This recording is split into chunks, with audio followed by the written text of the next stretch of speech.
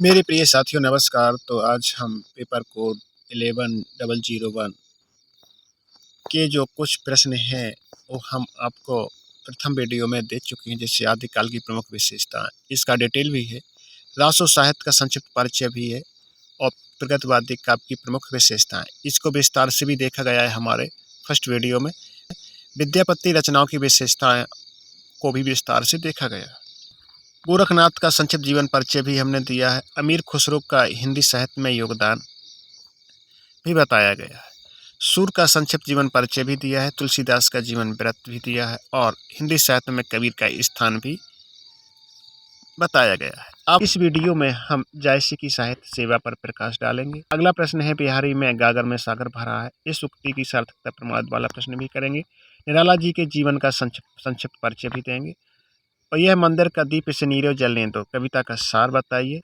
आगे की कविता नदी के दीप का प्रतिपाद्य विषय बताइए। शोध का महत्व बताइए। इतने क्वेश्चन हम अभी देने जा रहे हैं। इसके बाद यदि वीडियो लंबा ना हुआ तो हम लॉन्ग क्वेश्चन के आंसर भी इसी वीडियो में देंगे। टाइमिंग ज़्यादा हुई तो हम इसका तीसरा वीडियो भी आपको देंगे।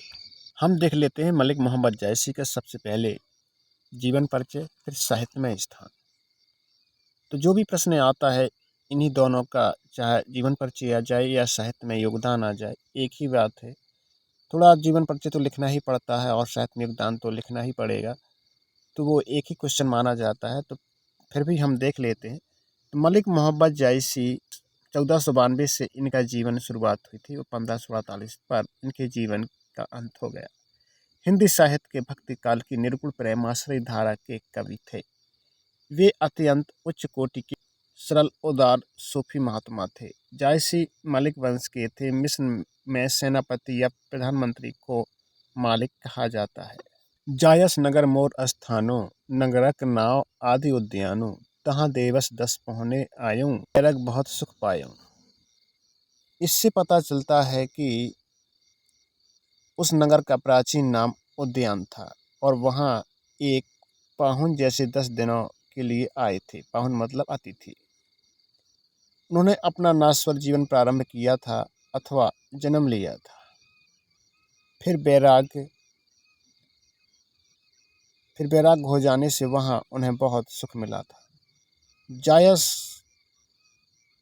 नाम का एक नगर उत्तर प्रदेश रायबरेली जिले में आज वर्तमान में है, जिसका एक पुराना नाम उद्यान नगर या उद्यान या उज्जालिक बताया गया है। तथा कंचाना खुर्द नामक मोहल्ले में मलिक मोहम्मद जायसी का जन्म हुआ था, यह भी कहा जाता है। कुछ लोगों की धारणा है कि जायसी की किसी उपलब्ध रचना के अंतर्गत उसकी निश्चित जन्म तिथि अथवा जन्म संवत का कोई स्पष्ट उल्लेख नहीं मिलता।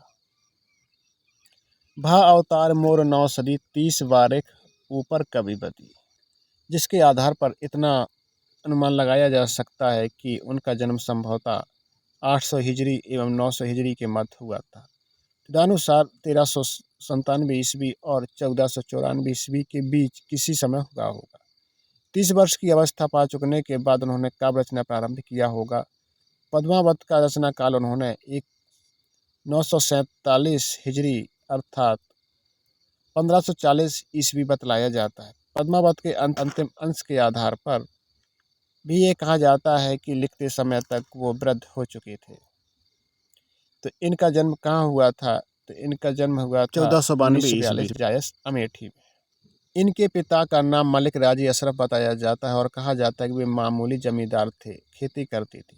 स्वयं जायसी का भी खेती करके जीविका निर्वाह करना प्रसिद्ध है। जायसी ने अपनी कुछ रचनाओं में अपने गुरु परंपरा का उल्लेख किया है। उनका कहना है कि सैयद अशरफ, जो एक प्रिय संत थे, मेरे लिए उज्ज्वल पंथ के प्रदर्शक बने। उन्होंने प्रेम का दीपक जलाकर मेरे हृदय को निर्मल कर दिया। जायसी क्रूप और काने थे। एक मान्यता के अनुसार जन्म से ऐसे ही थे, किंतु अधिकतर लोगों का मत है कि शीतला रोग के कारण उनका शरीर विकृत हो गया था। अपने काने होने का उल्लेख जायसी ने स्वयं इस प्रकार किया है। एक नयन कवि मोहम्मद गुनी, अब उनकी दाहिनी या बाईं कौन सी आंख फूटी थी, इस बारे में उन्हीं के 10 दोहे को संदर्भ लिया जा सकता है। मोहम्मद बाईं दिशि तजा, एक सरबन एक आंख। उसके अनुसार यह भी प्रतीत होता है कि उनके बाएं कान से भी कम सुनाई पड़ता था। जायस में एक कथा सुनने को मिलती है। जायसी एक बार जब शेरशाह के दरबार में गए तो वह इन्हें देखकर हंस पड़ा। तब उन्होंने शांत भाव से देखा। मुँह का हंसी की कह रही, यानी तू मुझ पर हंसा, उस कुम्हार पर। तब शेरशाह ने लज्जित होकर क्षमा मांगी।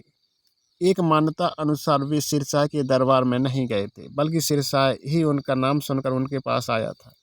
स्थानीय मान्यता अनुसार जायसी के पुत्र दुर्घटना में मकान के नीचे दबकर मारे गए, जिसके फलस्वरूप जायसी संसार से विरक्त हो गए और कुछ दिनों में ही घर छोड़कर यहाँ वहाँ फकीर की भांति घूमने लगे। अमेठी के राजा राम सिंह उन्हें बहुत मानते थे।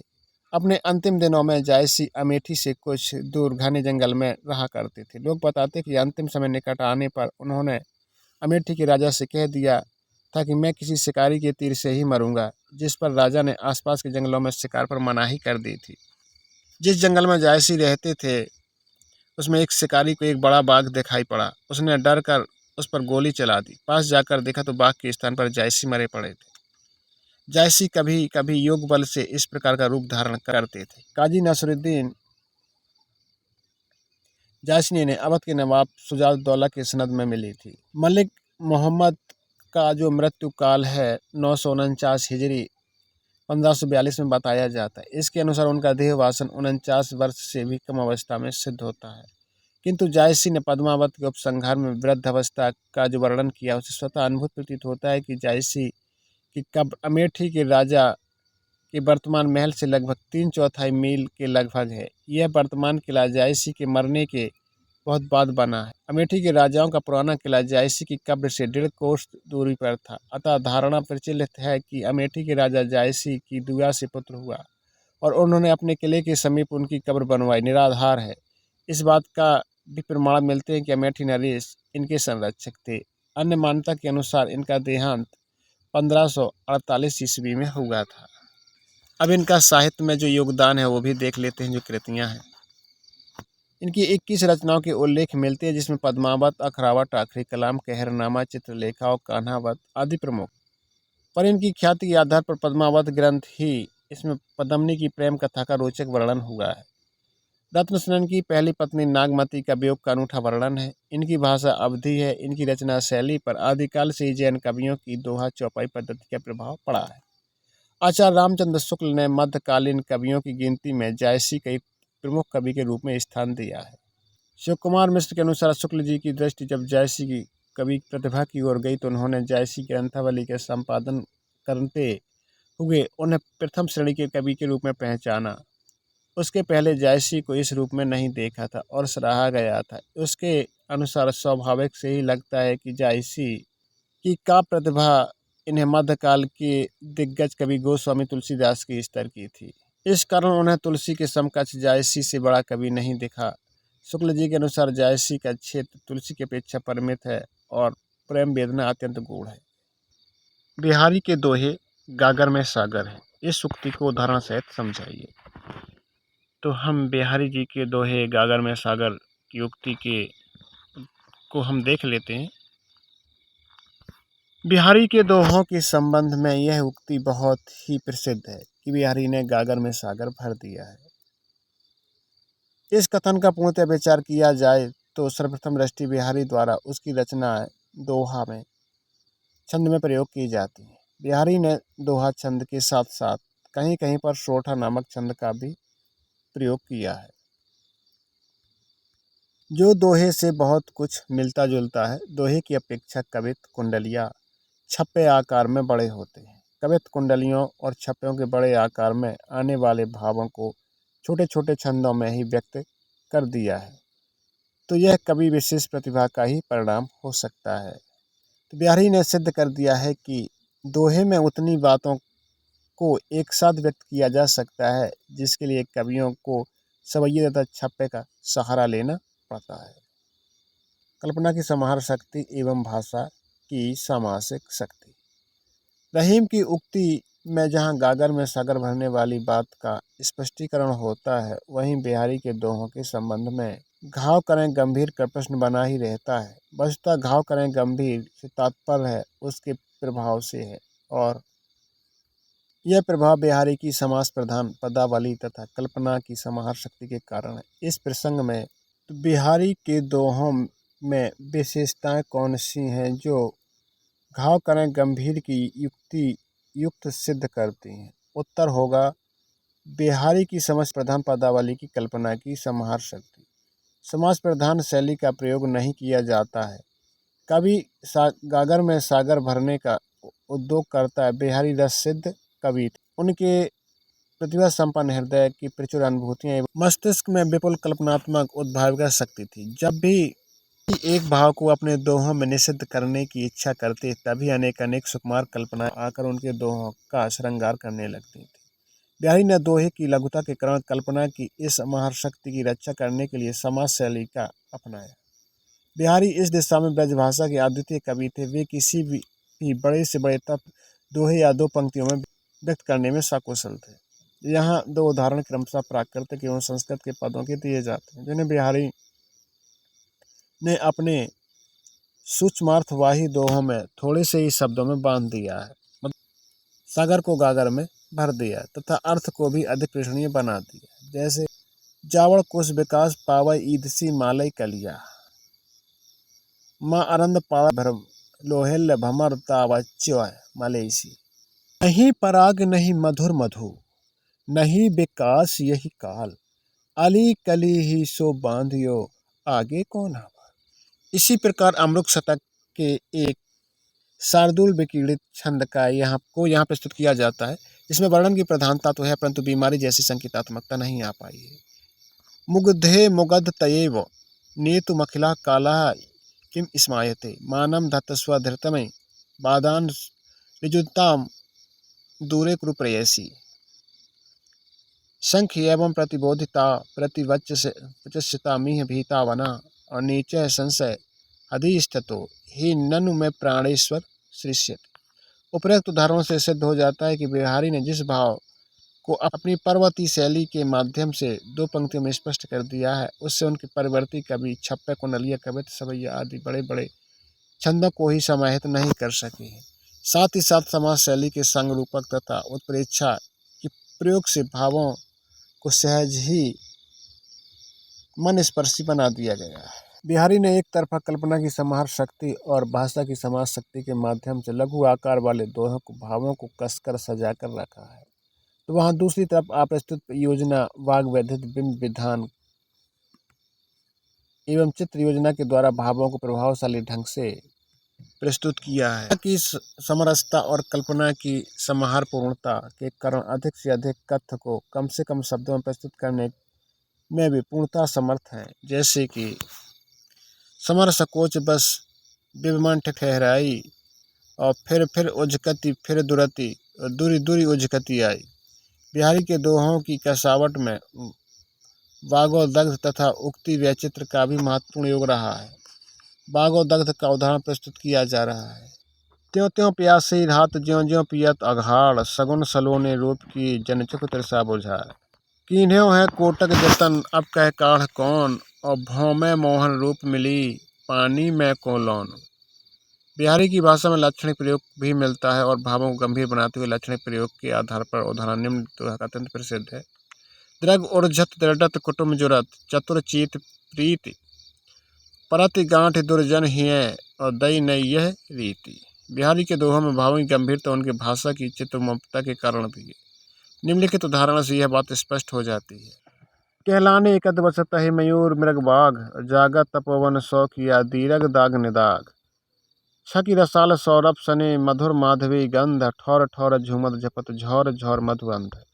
उपर्युक्त विवेचन के आधार पर निष्कर्ष यह निकलता है, यह कहा जा सकता है कि बिहारी के दोहों में कल्पना की अति समाहार शक्ति, भाषा की समाज शक्ति भी है। वाग्वधकता, अप्रस्तुत योजना, बिंब विधान, चित्र योजना आदि के कारण कसावट और सजावट देखने को मिलती है। इसलिए इनके दोहों में संबंध में कहा जा सकता है, सतजैया के दोहरे ज्यों नावक के तीर, देखन में छोटे लगे घाव करें गंभीर।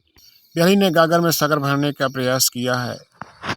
आपने इसका आंसर देख ही लिया है कि कम से कम शब्द में ज़्यादा से ज़्यादा बात कही गई है।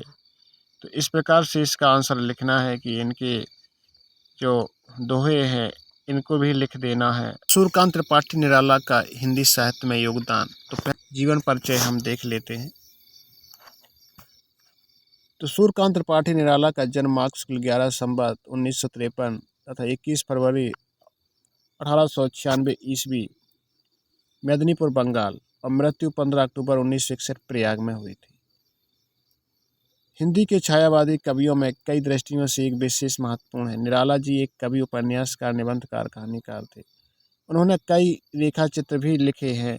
उनका व्यक्तित्व अतिशय विद्रोही और क्रांतिकारी तत्वों से निर्मित हुआ है। इसके कारण वे एक ओर जहां अनेक क्रांतिकारी परिवर्तनों के सृष्टा भी हुए हैं, तो वहीं दूसरी ओर परंपरा अभ्यासी हिंदी का प्रेमियों के द्वारा अरसे तक सबसे अधिक गलत भी समझे गए हैं और उनके विविध प्रयोग, छंद, भाषा, शैली, भाव संबंध, नव्य दृष्टियों से नवीन काव्य दिशा में देने में सर्वाधिक महत्वपूर्ण योगदान दिया है। इसलिए इन्हीं घिसी पिटी परंपराओं को छोड़कर नवीन शैली के विधायक कवि भी रहे हैं और पुरातन पोषक पीढ़ी द्वारा स्वागत का न होना स्वाभाविक था, लेकिन प्रतिभा का प्रकाश उपेक्षा अज्ञान के कुहासे में बहुत देर तक आच्छन्न नहीं रह सकता है। विद्रोही कवि थे और काव्य प्रेमियों ने इन्हें कभी गलत भी समझा है, कभी सही भी समझा है और इनके विविध प्रयोग, जैसे छंद का प्रयोग करते थे, भाषा शैली का प्रयोग करते थे, भाव संबंधी दृष्टि भी थी इनकी। इस प्रकार से सर्वाधिक काव्य के क्षेत्र में इन्होंने योगदान दिया है और घिसी पिटी जो परंपरा को इन्होंने छोड़ा है। इनका जीवन परिचय है। महाकवि, महामानव और महाप्राण जैसे विरुद्धों में सम्मानित सूर्यकांत त्रिपाठी निराला वास्तव में अपने नाम के अनुरूप निराले रचनाकार थे। वे हिंदी साहित्य के सबसे दैदीप्यमान नक्षत्रों में से एक थे। इस महान साहित्य शिल्पी का जन्म बंगाल के मेदिनीपुर में 21 फरवरी 1896 को उत्तर प्रदेश के उन्नाव जिले के मूल निवासी पंडित राम साहब त्रिपाठी के घर हुआ था। उस समय ये मेदिनीपुर के राजा की नौकरी कर रहे थे। बचपन में इनकी माता का देहांत हो गया था। सैनिक स्वभाव वाले पिता के कठोर अनुशासन में बालक सूर्यकांत त्रिपाठी का लालन पालन हुआ। उनकी प्रारंभिक शिक्षा बंगाल में हुई और संस्कृत में हुई। 10वीं की परीक्षा पास करने के उपरांत स्वाध्याय द्वारा बंगला, संस्कृत, अंग्रेजी कई भाषाओं का इन्होंने ज्ञान प्राप्त किया। इस बीच मनोहर देवी से उनकी शादी हो चुकी थी। उन्हीं के प्रभाव में सूर्यकांत त्रिपाठी जी ने अपने हिंदी पर अधिकार प्राप्त कर लिया, लिखना शुरू कर दिया, परंतु कभी सूर्यकांत की प्रसिद्धि देखने का मौका मनोहर देवी को न मिल सका। इससे पूर्व भी एक पुत्री और एक पुत्र को छोड़कर वो स्वर्गवासी हो गई थी। पिता की मृत्यु के कुछ समय तक मेदिनीपुर राज्य में नौकरी करने के बाद निराला जी ने बंगाल छोड़ दिया और वे लखनऊ आ गए। यहाँ भी कुछ समय रहकर इलाहाबाद के दारगंज मोहल्ले में आकर रहने लगे, जहाँ इनके जीवन का अधिकांश समय गुजरा। साहित्य सृजन के जीविकोपार्जन के लिए विभिन्न प्रकाशनों में प्रूफ रीडर के तौर पर काम किया। समन्वय नामक पत्रिका का संपादन भी इन्होंने किया। अपने विद्रोही स्वभाव तथा अपारंपरिक लेखन के कारण ये सृजन कर्म उन्हें कभी पर्याप्त आमदनी नहीं हुई। इस अवस्था में उन्होंने किसी तरह अपनी पुत्री सरोज का विवाह किया, परंतु केवल 1 वर्ष बाद ही उसकी मृत्यु हो गई। इसी कारण 9 अक्टूबर 1936 को सरोज स्मृति नामक कविता अस्तित्व में आई। हिंदी का अब तक सर्वश्रेष्ठ शोक गीत माना जाता है। कुछ पंक्तियां उसकी प्रस्तुत हैं। मुझ भाग्यहीन की तू संभल, युग वर्ष बाद जब हुई विकल, दुख ही जीवन की कथा रही। क्या कहूँ आज जो नहीं कही, हो इसी कर्म पर वज्रपात, यदि धर्म रहे नत सदा माथ। इस पथ पर मेरे कार्य सकल, हो भ्रष्ट शीत के से सतदल। कन्ने गत कर्मों का अर्पण, कर करता मैं तेरा दर्पण। सूर्यकांत त्रिपाठी जो आर्थिक दृष्टि से बहुत कमजोर थे और इतने सारे कष्ट सहकर ये महामानवीय चरित्र का उद्घाटन करते रहे। सारा जीवन इनका दुख और तकलीफों में व्यतीत हुआ। निराला का अंतिम समय अध्यात्म की ओर झुक गया था। उनकी इस समय जो कविताएं लिखी गई थीं उभर कर आई। कहा जाता है कि मृत्यु पूर्व वे कुछ विक्षिप्त से भी हो गए थे और 15 अक्टूबर 1961 को वो जूही की कली, तुलसीदास, राम की शक्ति पूजा, सरोज स्मृति, वह तुलसी पत्थर, रानी की कहानी, कुकरमुत्ता देवी, लिली, चतरी चमार, कुल्ली भाट, बिल्लेश्वर, बकरिया जैसी अन्य कालाजयी कृत की रचना करके अपना पार्थिव शरीर त्याग दिया। निराला जो वास्तव में थे अवधूत के विद्रोही कवि थे, पर वेदांत और रामकृष्ण परमहंस तथा विवेकानंद के दर्शन का प्रभाव रहा है। यही कारण है कविताओं में रहस्यवाद भी मिलता रहा। निराला आकुंठ एवं व्यस्क श्रृंगार दृष्टि के तृप्ति कवि थे। और वो सुख दुख दोनों को भरपूर देखकर उससे ऊपर उठकर चित्रण करने की क्षमता रखते रहे। तो जैसे कि आप राम की शक्ति पूजा में प्रकट हुई, इस रचना का उदाहरण देखें। तो निराला के पिता का नाम था वो राम सहाय था। बंगाल के महिसादल राज्य के मेदिनीपुर जिले में एक सरकारी नौकरी करती थी। निराला का बचपन बंगाल के क्षेत्र में बीता था। इनका मन पर बहुत गहरा आघात लगा, प्रभाव पड़ा। 3 वर्ष की अवस्था में उनकी जब मृत्यु हो गई माँ की, उनकी देख रेख में भार अपने ऊपर ले लिया। इनकी जो शिक्षा है यही बंगाली माध्यम से शुरू हुई थी। हाई स्कूल पास कर किया इन्होंने, फिर घर पर ही इन्हें संस्कृत अंग्रेजी का अध्ययन किया और वे लखनऊ और उसके बाद वे गढ़कोला या उन्नाव आ गए। रामचरितमानस उन्हें बहुत प्रिय था और इनका विवाह अल्पायु में हो गया। विवाह मनोहरा देवी से हो गया था, जो रायबरेली जिले की डलमऊ के पंडित रामदयाल की पुत्री मनोहरा देवी सुंदर और शिक्षित थी। उनको संगीत का तो अभ्यास था। पत्नी के जोर देने पर ही उन्होंने हिंदी सीखी थी, लेकिन पत्नी की 20 वर्ष अवस्था में ही मौत हो गई थी। उनकी पुत्री जो विधवा थी, बाद में उनकी पुत्री जो कि विधवा थी कि उसकी भी मृत्यु हो गई थी। आर्थिक विषमताओं से भी घिरे रहे। ऐसे समय में उन्होंने विभिन्न प्रकाशकों को प्रूफ रीडर के रूप में काम कर दिया। पारिवारिक विपत्तियां क्या थी? 16 से 17 वर्ष की उम्र में उनके जीवन में विपत्तियां आरंभ हो गई थी। उनके प्रकार दैवी, सामाजिक और साहित्य संघर्षों को झेलते रहे। इन्होंने कभी अपने लक्ष्य को नीचा नहीं किया। इनकी माँ पहले ही गत हो चुकी थी। पिता का भी असामयिक निधन हो गया था। इन्फ्लुएंजा के विकराल प्रकोप के कारण घर के अन्य प्राणी भी चल बसे थे। पत्नी की मृत्यु से तो ये टूट से गए थे। कुटुंब का पालन पोषण भार स्वयं झेलते हुए वे अपने मार्ग से विचलित नहीं हुए थे। निराला जी ने 1918 से 1922 तक महिसादल के राज्य की सेवा की है। इसके संपादन सुंदर लेखन रहे हैं। 1922 से 23 के दौरान कलकत्ता के समन्वयन का संपादन कार्य किया इन्होंने। 1923 में अगस्त का मतवाला के संपादक का काम किया इन्होंने। लखनऊ में गंगा पुस्तक माला कार्यालय में वहां से निकलने वाली मासिक पत्र सुधा 1935 के मध्य तक संबद्ध रहे। 1942 से मृत्यु पर्यंत तक इलाहाबाद में रहकर सुंदर लेखन का अनुवाद कार्य भी किया। जयशंकर प्रसाद और महादेवी वर्मा के साथ हिंदी साहित्य में छायावाद के प्रमुख स्तंभ माने जाते हैं। उन्होंने कहानी, उपन्यास और निबंध भी लिखे हैं। इनकी जो रचनाएं हैं, तो इनकी रचनाएं कौन कौन सी हैं? इनकी रचनाओं में जो भाव है, खड़ी बोली के एक कवि थे। ब्रजभाषा, अवधी भाषा में भी ये कविता लिख लेते थे। कहीं इनकी प्रेम की सघनता है तो कहीं आध्यात्मिकता है, कहीं देश प्रेम है तो कहीं सामाजिक रूढ़ियों का विरोध भी झलकता है। इलाहाबाद में वह तोड़ती पत्थर, उनकी कविता आज भी सामाजिक यथार्थ का एक आईना है। इनकी जो रचना है वह तोड़ती पत्थर, देखा उसे मैंने इलाहाबाद के पथ पर, वह तोड़ती पत्थर, कोई ना छायादार पेड़, वह जिसके तले बैठी हुई स्वीकार, श्याम तन में बंधा यौवन, गुरु हथौड़ा हाथ करती बार बार प्रयाय। निराला के काव्य में आध्यात्मिकता, दार्शनिकता, रहस्यवाद, जीवन का गूढ़ पक्षों की भी झलक मिलती है और लोक मान्यता के आधार पर निराला ने विषय वस्तु में नए प्रतिमान स्थापित किए। समसामयिकता के पुट को भी खूब उभारा है। पुत्री सरोज की असामयिक निधन साहित्यकारों के एक गुट द्वारा अनवरत अनर्गल आलोचना किए जाने से निराला अपने जीवन के अंतिम वर्षों तक मनोविक्षिप्त से हो गए थे। पुत्री के निधन पर शोक संतप्त निराला जी ने सरोज स्मृति में लिखते हैं, क्या लिखते हैं? मुझ भाग्यहीन की तू संभल, युग वर्ष बाद हुई विकल, दुखी जीवन की कथा रही, क्या कहूँ आज मैं जो नहीं कही। 1916 में निराला की जो अत्यधिक प्रसिद्ध और लोकप्रिय रचना जूही की कली लिखी गई और उनकी प्राप्त रचनाओं की पहली रचना है जूही की कली। उनकी जो पहली रचना है जिसमें सरस्वती तथा मर्यादा की फाइलों के हिंदी सीखी। सन 1916 में इनका बंगला तुलनात्मक व्याकरण सरस्वती पत्रिका का प्रकाशन होगा। इनका जो निधन था 15 अक्टूबर 1961 में, अपनी यादें छोड़कर निराला जी इस लोक से अलविदा कह गए।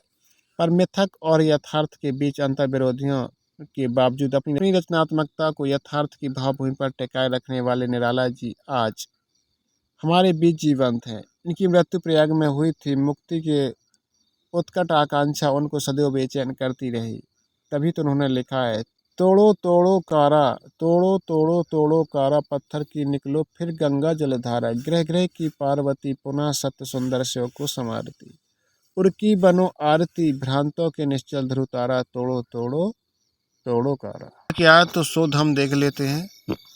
अंग्रेजी शब्द रिसर्च का पर्याय है, किंतु इसका अर्थ पुनः खोज नहीं अपितु गहन खोज। इसके द्वारा हम कुछ नया आविष्कृत और उस ज्ञान परंपरा के कुछ नए अध्याय जोड़ते हैं।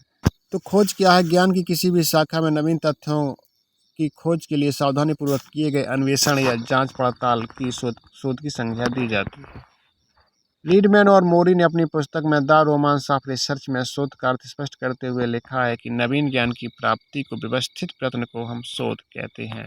वुडवर्ग ने शोध को परिभाषित करते हुए लिखा है कि अवलोकित सामग्री का संभावित वर्गीकरण, साधारणीकरण एवं सत्यापन करते हुए पर्याप्त कर्म विषयक और व्यवस्थित पद्धति है। अब देख लेते हैं शोध का क्या महत्व है। तो शोध मानव को दिशा प्रदान करता है तथा ज्ञान भंडार को विकसित करता है एवं परमार्जित करता है।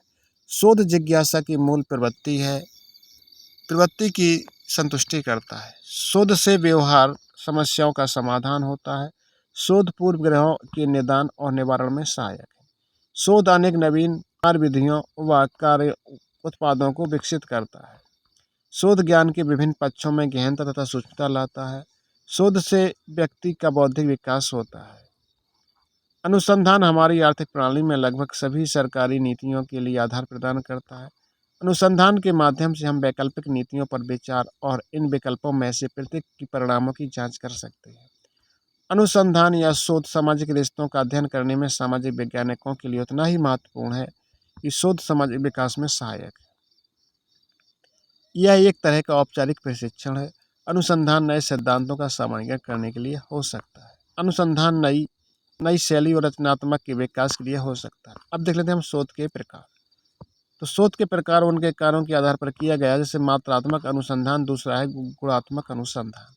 जो मात्रात्मक अनुसंधान या मात्रात्मक शोध होता है, तो मात्रात्मक अनुसंधान शोध का एक प्रकार है। यह एक रेखीय होता है। इसके अंदर संख्यात्मक तथ्यों की संकल्पना दी जाती है।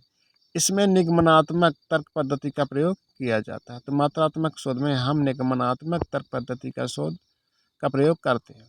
गुणात्मक अनुसंधान शोध के इस प्रकार के निर्णय के न केवल क्या, कहाँ, कब की छानबीन की जाती है, बल्कि क्यों और कैसे जैसे प्रश्नों की भी खोज। विवरणात्मक अनुसंधान इस प्रकार के शोध के अंतर्गत अध्ययन के समय जो परिस्थितियां हैं उनका उसी रूप में शोधार्थी द्वारा प्रस्तुतिकरण किया जाता है। इस तथ्यों का संकलन भी महत्वपूर्ण है।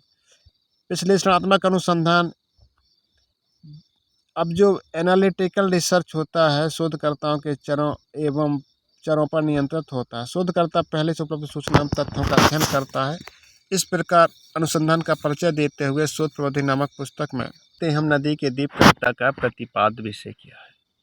तो कवि के अनुसार हम द्वीप हैं नदी के। जिस प्रकार नदी के द्वीप को छोड़ के चले जाने से द्वीप का अस्तित्व खत्म हो जाता है, उसी प्रकार जब समाज व्यक्ति को छोड़कर आगे बढ़ जाता है तब इंसान का अस्तित्व ही खत्म हो जाता है और वह असभ्य हो जाता है। गीत का सारांश है। महादेवी वर्मा को हिंदी काव्य का जगत की मीरा कहा गया। मंदिर के दीप शीर्षक कविता महादेवी वर्मा की अनवरत साधना, अविकल निष्ठा और भागवत तरलता से व्यक्त करती है। यह संसार मंदिर है और महादेवी ही दीप है। जिस तरह दीप अकेला अकंप भाव से जलकर प्रकाश फैलाता है और प्रकाश फैलाने की साधना करता रहता है, उसी तरह महादेवी वर्मा अकंपित भाव से सारा जीवन भर अपने आराध्य के मंदिर में दीप शिखा की भांति जलकर निःशेष हो गई है। इसलिए यह कविता उनके समांतर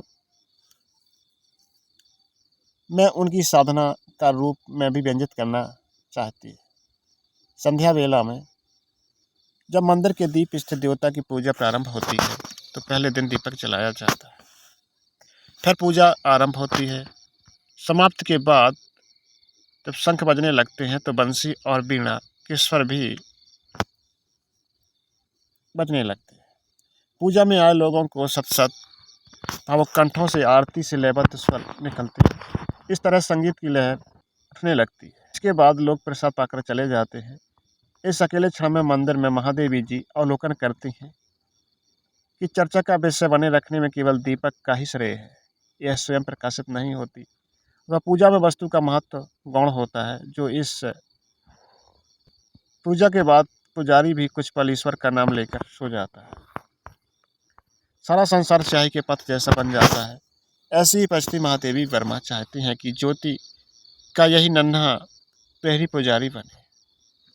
सारांश है कि कवित्री दीपक पर अपेक्षा से अधिक दायित्व डाल देती है और यह है सांझ तक, संध्या ढलते ही सबसे पहले यह घर या मंदिर में दीप हम जलाते हैं, अतः यह सांझ के आगमन का एक सूचक है। इसके आगे इसका दायित्व तो नहीं है। अगर महादेवी वर्मा इसे रात का प्रहरी बनाकर रात भर जलने का आग्रह करती है ताकि अंधेरे में भटक कर अन्यत्र चले जाने वाले अध्यापक पथकों को मंदिर का मार्ग दिखता रहे। यहाँ महादेवी वर्मा मंदिर को दिवत का पर्याय बना देती है, जहाँ भले ही भटके लोगों को पहुँचने का दायित्व दीप यानी घर है। तो महादेवी वर्मा ने दीपक को संबोधित करते हुए कहा है कि जो जलता हुआ दीपक है राहगीरों को मंदिर की रास्ता दिखा देता है। इसी प्रकार से इसका यही सारांश है।